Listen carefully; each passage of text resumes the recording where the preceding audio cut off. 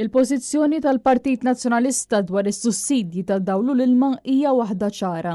Inżommu iva m'għandix biża' ngħidha, inżommu s-sussidji fuq l-enerġija. Maħniex ħanwaffqu s-sussidji fuq l-enerġija. Imma mbagħad ukoll ninvestu b'qatih fuq enerġija rinnovabbli sabiex verament niggarantixxu illi l-futur ikonna kontijiet aktar baxxi milli għandna llum. Ħalli l-poplu Malti wawġ inneħħulu kull pis milli għandu.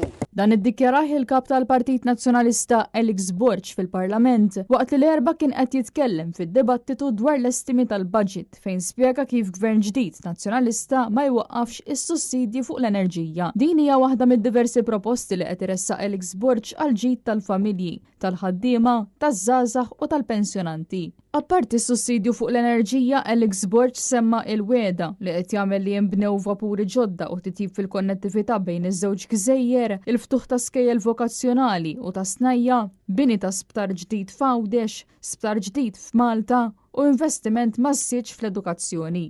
Il-kap tal-Partit Nazzjonalista, Alex Borch, qed jisħaq fuq għajxin ta' kwalità għal poplu Malti wawġi kollu, mod speċjali fejn tidħol is-saħħa, l-edukazzjoni, l-ambjent u l-ħajja in ġenerali. Tant li wiet li taħt gvern ġdid nazzjonalista verament ikollna kwalità ta' ħajja aħjar.